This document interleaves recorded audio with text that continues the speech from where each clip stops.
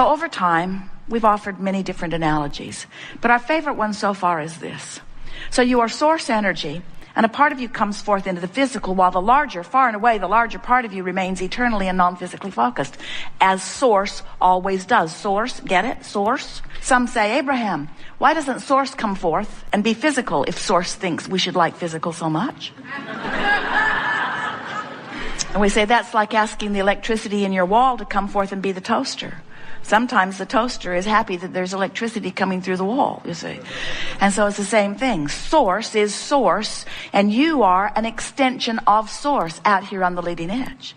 So here you are out here on the leading edge as extension of source, exposing yourself to new ideas and launching constant new rockets of desire, which the source within you embraces and becomes the vibrational equivalent of immediately. And when that happens, there is a vibrational disparity between you and the physical and you and the non-physical. In other words, the non-physical you not only believes that this can be, but knows it. Not only believes and knows that it can be, but already is it. Already is it. It's already done, vibrationally speaking. When you ask, it's done. There's just one little thing you have to do as you are physically focused, and that is you have to become a vibrational match to what you're asking for. You gain confidence in these laws of the universe. You'll be joyful no matter where you stand in relationship to anything you want. So when we began here today, we asked the question, so what's this belief thing? I want it, but I don't believe it because I haven't yet seen it. So a logical person would say, well, if I haven't seen myself do it, but I need to believe I can do it in order to do it, doesn't it seem impossible? And we say, not when you believe in the laws of the universe, not when you understand law of attraction, not when you understand that you are non-physical energy first and foremost. You don't have to believe that you can accomplish that specific thing. You just have to believe that you can accomplish anything. You just have to understand that the universe has your back, that the law of attraction will yield to you the equivalent of what you're offering vibrationally. You just have to believe that your emotions never lie to you, that your emotions every time give you the feedback that lets you know whether you're in vibrational alignment with what you want or not. So today, as we're talking with you about anything that's important to you, we see our greatest advantage to you to coax you into the vortex. One thing you'll notice about us and about your own inner being is that we won't come out of the vortex where you are, ever. In fact, that's why you have negative emotion. If we would come out and complain with you, your complaint would feel blissful because there would be no separation. But since your inner being does not come out and complain with you, Esther can drag Jerry over there. Jerry can drag Esther over there. In other words, you can drag each other over there. And if they don't come easily, you get really feisty with them. You say, you're not supporting me. I think you should support me. How come you're never there for me? How come you're never there for me? And the correct answer to that question is because I'm over here in the vortex for me. Because if I come over there out of my vortex for you, I'm worthless to you. We can just bang over here together in misery, which justifies that until death do us part stuff that we, no matter how miserable we are, we'll stay together.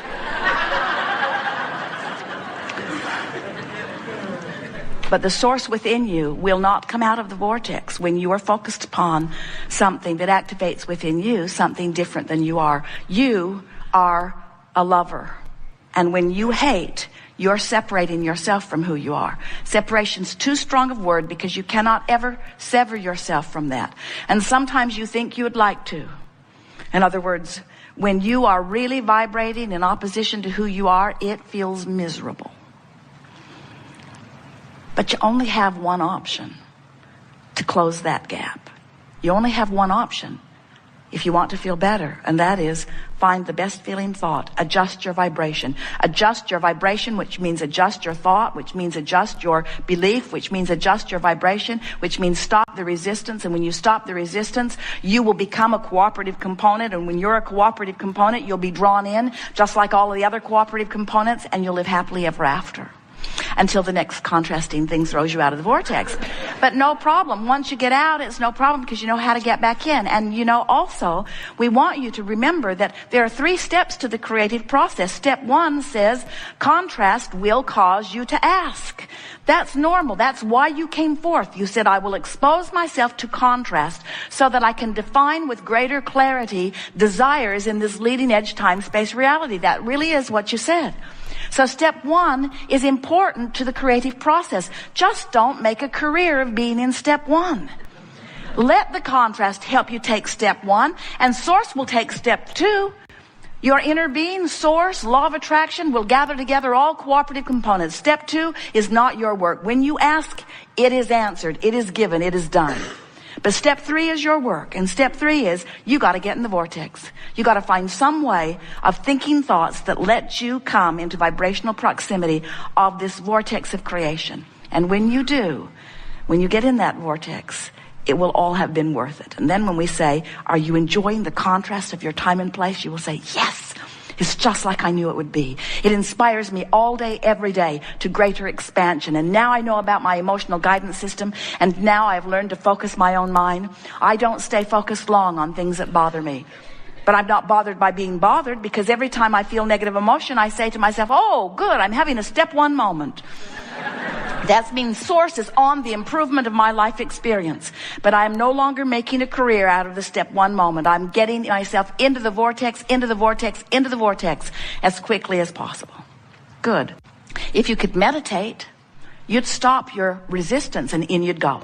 If you would appreciate, you'd stop your resistance and in you'd go. Even if you are in the attitude of hopefulness, in you'll go.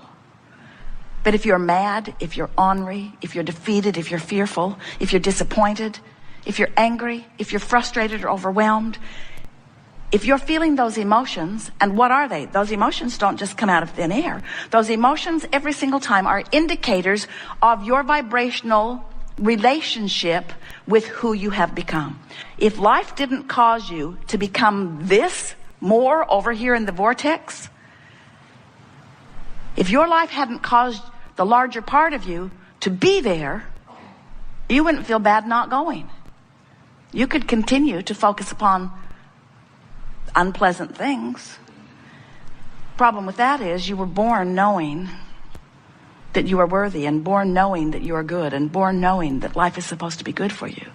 And when you first got here, you didn't have anything going on in your vibration that contradicted that. So you were tuned in most of the time, like the beasts of your planet are mostly in the vortex.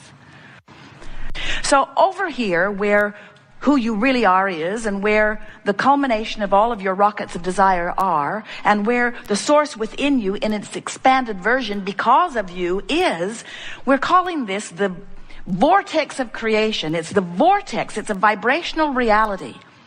We talked earlier about how when you look at something that's already manifested in your reality, you say, well, I can believe that because I can see that. I believed my chair would hold me, and I believe the sun will come up in the morning because I've seen it enough that I believe it. There's a lot of things that I believe because I'm witnessing the manifestation of them. And we say, if you will decide today that you're not going to need to witness the manifestation of something before you believe it, you will become the creator who can create anything that you desire. And we want you to understand that it's easy to do because over here in your vibrational reality, by the way, this is the reality that precedes all manifested reality. So don't feel bad. Sometimes our physical friends think, oh, well, yeah, vibrational reality. I'm rich there. I'm skinny too. But what we want you to understand is the vibrational reality always precedes the reality. And if you have knowledge of the existence of this vibrational reality, if you know about this vortex, do you know what happens over here in this vortex of creation? Law of attraction is responding to the desire and causing a culmination, assembling all cooperative components. So everything that is necessary for the achievement of anything that you want has already been assembled. The question that we want to ask you is, are you a cooperative component? Or are you over here keeping alive a belief of doubt that contradicts what you're asking for? And the answer to the question, if you are feeling negative emotion, then you're keeping alive a vibration that contradicts it. Because if you're even hoping you're over here on the edge and the vortex is taking you in. In other words, this is a powerful vortex of attraction. And it will bring everything that matches it. But if you're over there beating the drum of why you want it, in other words, I want it because it's miserable not having it. I want it because I don't have it and I don't like not having it. As you beat that drum, you keep alive in yourself, active in your vibration, a frequency that prevents you from being brought in. Now you know everything that is important to know about who you are, where you came from, why you're here, what's it all about. Get into the vortex and milk it for all it's worth and stay there and feel the resonance of it and know who you are. And the more you're in that vortex, the more you become unwilling to hang around outside of it. And the more you're in it, the more you feel the familiarity of it. The more you tune your awareness to what it feels like when you're in and out, until you'll become, as Jerry is describing himself, you just barely brush across the surface of something that isn't up to speed with who you are, and it gives you prickles. Not because you've done something awful, but because it's not who you are. It doesn't resonate with who you are. Life is supposed to feel good to you. You are powerful beings and you've come forth with great reason. And we really do. We make too much of all of this. Just find things that feel good and focus on them. And when you find things that don't feel good and you're focused upon them, say, hey, I'm focused upon something that doesn't feel good. Why would I focus upon something that doesn't feel good? There must be something that I could focus upon that feels better, and then feel for it and find it, and feel for it and find it, and feel for it and find it, until you come into alignment, till you close that gap, till you tune yourself to the vibration of all that you've become. We've enjoyed this interaction immensely. It is exhilarating to come together with those like you who are reaching for the fulfillment of who you are. It is our desire as we visit like this that we awaken within you your memory of who you really are and the value and reason and purpose for your focusing here in this contrasting experience. We want you to stand as we do inside your vortex, exhilarated with everything that you lived that put you there. We want you to feel as happy, maybe that's the wrong word. We want you to feel joyous about your despair.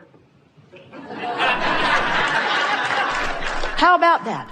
Because from inside the vortex, you can feel joyous about the guidance that let you know where you were, your focusers, you see. And there isn't one of you who will move forward from this point in time who will not know now in much clearer fashion how to focus the power that is you into the productive expansion that is you.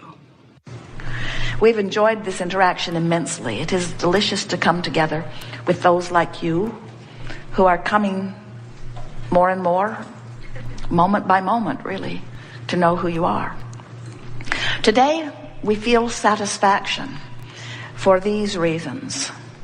We have felt your willingness to focus for inordinate amounts of time, for the sheer purpose of understanding this vortex of creation that we've been talking about. It has been slow going here today. There was not much about it that was really fast moving.